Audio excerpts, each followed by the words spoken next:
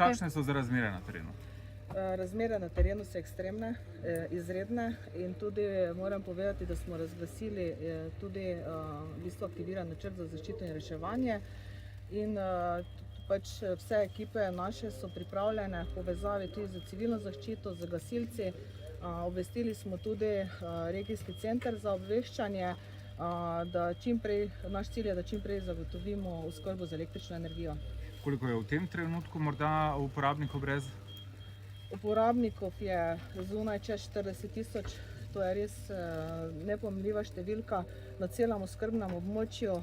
Največ je na Ptuju, potem na bistriškem koncu Mariboru, potem Radgoni, potem na Prekmurskem v Mačkovci. Skratka, celo naše oskrbno območje je v bistvu pač prizadela ta nesreča. Koliko delavcev je na terenu? Aktivirane so vse ekipe. V bistvu ocenjujemo še tudi v bistvu stanje, gre tudi za težko dostopen teren, tako da tu bi se zahvalila zlasti gasilskim društvom, s katerimi smo povezani, ki v bistvu nam tudi pripravljajo poti, da bomo lahko tudi pač napake odpravili. Za primerjavo z Božičem je huje, enako? To je nepojmljiva v bistvu količina izpada.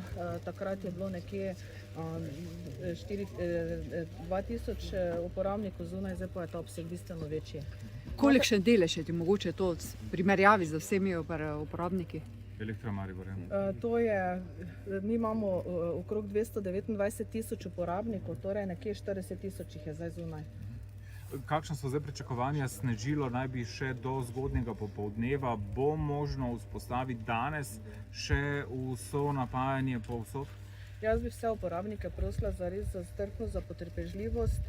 Zagotavljam, da res v bistvu delamo vse, kar je v naši moči.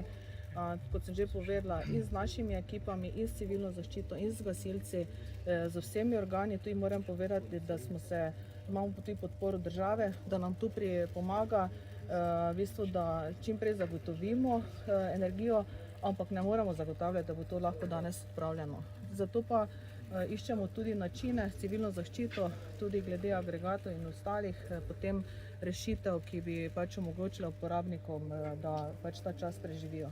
Pa trenutno se osredotočate na katere kritične točke, ki je zdaj najhuje?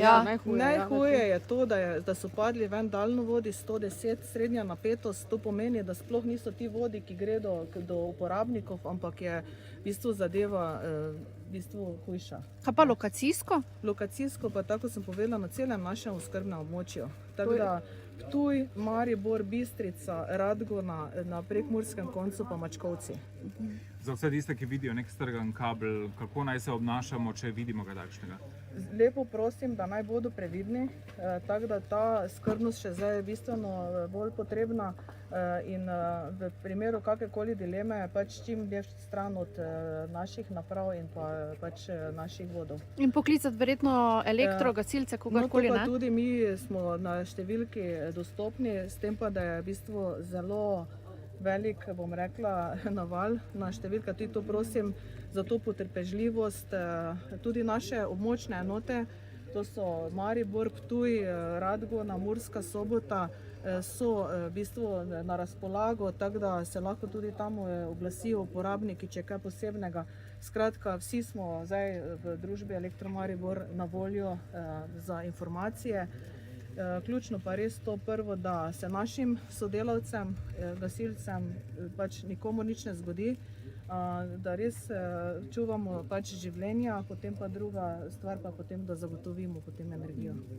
Je recimo v primerjavi takrat, ko je bil žledolom, mislim, da leta 2013, primerljiva situacija ali mislim, kdaj pomnite na zadnje takšen izpad? Mestoma bi se lahko primerjalo z letom 2014, ampak prav zaradi tega pa še enkrat poudarjam, da je to ključno sodelovanje vseh deležnikov v okolju, da vsi skupaj opravimo svoje delo, tako mi pač monterji, potem gasilci, civilna zaščita, da potem pač to stanje čim prej spravimo v normalo.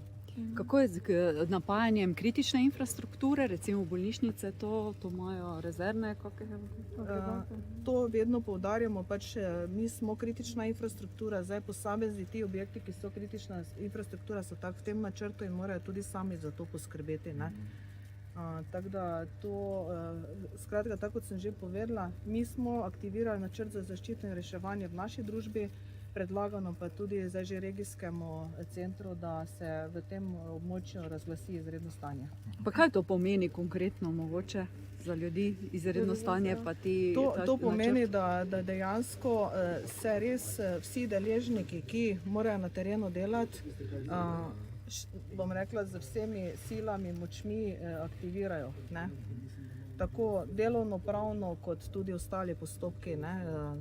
Kar se tiče tudi, mogoče bi omenila zdaj umeščanje objektov v prostor in pa tako ostalo. Ne? Kaj pa splošna javnost, pa to zdaj ne rabi kakšnih? Splošna javnost naj zdaj samo pazijo v bistvu na lastno varnost, naj bodo potrpežljivi, da se komor kaj ne zgodi. Ključna res je, da se ohranijo življenja in pa zdravje ljudi, za ostalo pa mi vsi skupaj tudi čim prej poskrbeli.